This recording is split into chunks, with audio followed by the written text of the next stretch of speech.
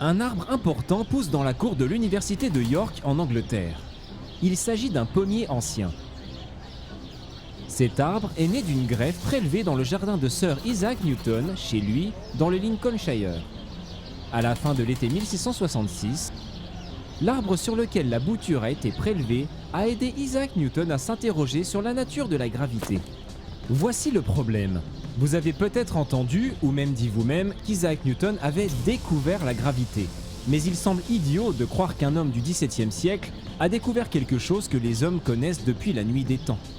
Isaac Newton n'a pas inventé ou découvert la gravité, dans le sens où il a trouvé quelque chose que personne n'avait jamais trouvé ou inventé quelque chose auquel personne n'avait jamais pensé. Au contraire, il a commencé à réfléchir d'une manière nouvelle à quelque chose qui existait depuis toujours.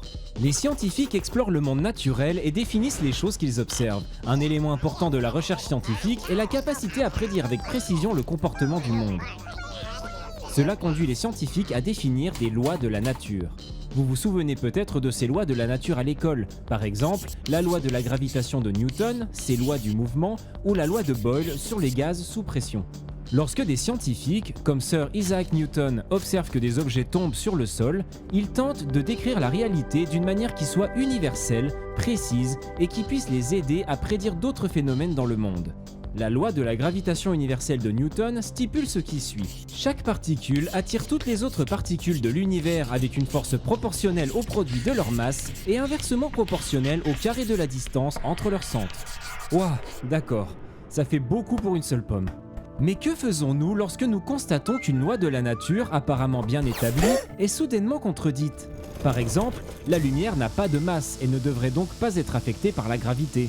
Pourtant, elle est affectée par la gravité par le biais d'un processus appelé l'antigravitationnel. Des années après Newton, un autre scientifique, Albert Einstein, est parvenu à une compréhension plus nuancée de la manière dont les forces gravitationnelles agissent sur les objets dans sa théorie de la relativité générale. Une façon de réconcilier Newton et Einstein est d'imaginer les lois de la nature comme des définitions qui s'inscrivent toujours dans un cadre supposé de compréhension du monde. Lorsque les scientifiques découvrent qu'une loi n'est pas toujours vraie, ils peuvent soit réviser la loi, soit réviser le cadre de compréhension de la réalité.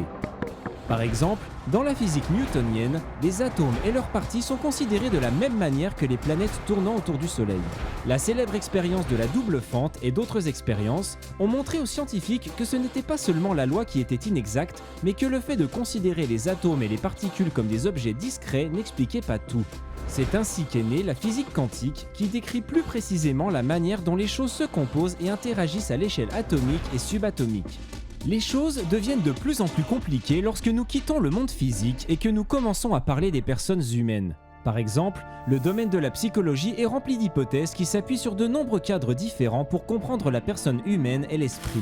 Dans Mere Christianity, C.S. Lewis nous demande d'imaginer que nous sommes dans un bus ou un train et que nous entendons deux personnes se disputer un siège. Nous pourrions entendre les deux personnes dire des choses telles que « C'est mon siège, je suis arrivé le premier » ou « Pourquoi devriez-vous avoir le premier choix des sièges ?» Ce que nous pouvons apprendre, selon lui, en écoutant ces disputes, c'est qu'il semble y avoir une sorte de loi ou de règle de comportement humain juste et décent à laquelle ces deux personnes font appel. Se battre, dit-il, est une action physique, mais se quereller, c'est essayer de montrer que l'autre personne a tort.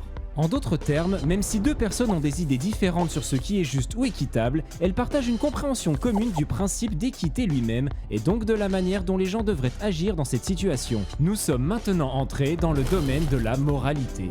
Lorsque nous disons que certaines actions humaines sont bonnes ou mauvaises, nous définissons une loi morale que les gens devraient suivre. Cela soulève une vieille question dont les gens débattent depuis des siècles. Comment déterminer si nous avons raison au sujet de ces lois morales ? En réalité, le débat porte sur l'existence d'une loi morale objective et universelle. Nous entendons par là une loi qui serait vraie pour tout le monde.